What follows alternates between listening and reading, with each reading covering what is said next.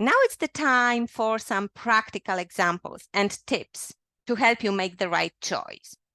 As I mentioned earlier, I'm going to show you the exact tools that I use, and I will give you tips as to their functionality and benefits of using them. All right? So what are we going to go through? First, I'm going to show you the exact Dropbox file management system that I use and how it can make your life easier. Then we will go through the exact practice manager setup that I'm using, and I will show you an example of how to manage jobs and tasks. And later, I'm going to show you an example of zero demo account to give you an idea of what it looks like and what you can do with it just from the high level overview. And finally, I'm going to show you how to register as Zero partner and kickstart your remote accounting journey even tomorrow or even this evening. If you have time, it's a quick exercise, as I told you earlier. So here we can see, let's start with Dropbox. Here I have logged in to my Dropbox account through a browser. So there are two ways of using Dropbox. This is not the one I am using, but I will show you how it looks like, and I will show you how it interlinks with how I am using it. So this is your main dashboard. So here you can see the files, your main folders that you are that you have created. So as you can see, I have it very tidy and neat. I have not created too many folders. So these ones are the two main ones that I am using: company files and practice files. I keep them separate because company files are really documents related to my three actually businesses. ARM is my first business I created. So Nimbus is my main accounting practice. And here you can see the folders. If you can also go here, you will be seeing the same thing. Here are all the documents and filings related to my business, and the same with my new business, Anita SCCA. And here in the practice files, this is where all my team members have access to, okay? So I keep them separate because I don't really want, this is sensitive data. My company data is quite sensitive. I don't want all the team members to have access to it. You can also restrict access for particular folders, but I think it's a quicker way to organize them this way.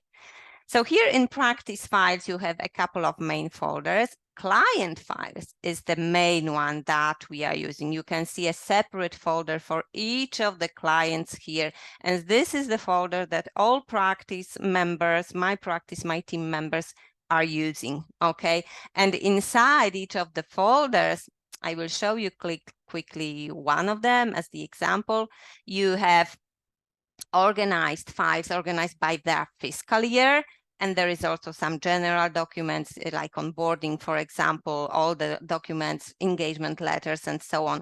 And within each year's files, there is particular, we are actually working on year 21 now because it's they are finding late. So you have everything organized by type of activity or whatever system you think will work for you. All right. So client files is the main folder for my team, for my practice members. And also a useful folder that I have here, which is shared.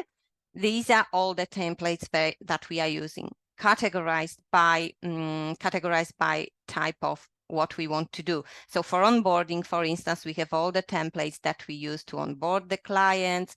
For example, limited companies formation, we have all the documents that we need to provide to the clients in order to set up a limited company for them. So this is how they are organized. And I wouldn't really recommend creating too many main folders because you will get lost in it. As few as possible, and then within the folders, particular folders, you can create more of them. But I really recommend keeping everything logically organized and keeping the same file naming convention. That's very helpful, so you know exactly how to look for the files, where to look for them. Because if you start to name them randomly and place them in random places, there is no way you are going to remember where you saved them. So keep one filing system and apply it to all of them. So that's how it looks like from the dashboard from the website login perspective. And also this is about the files itself, but you can manage your account from here, and you can also invite other members like your team members or your clients. You can create separate folders for your clients only and invite them to Dropbox. This way they will not see any other folders. You can always restrict access, but they will be able to save their files in the folder you created for them, and you will be able to save the file you have to exchange with them in this folder. Rather than in an email. I wouldn't really recommend sending files by email, especially if they contain sensitive financial or personal data. Okay, so how does it relate to the desktop application that I am using? Another way to use Dropbox is to install the application in your computer. On your computer. So in essence, you would use the files and save them in exactly similar way as you save files on your hard drive. So on the left-hand side, you can see all the folders saved on your computer. You can see a separate folder for Dropbox. All right. So this is exactly the same thing you saw on the website. All right, on the web access.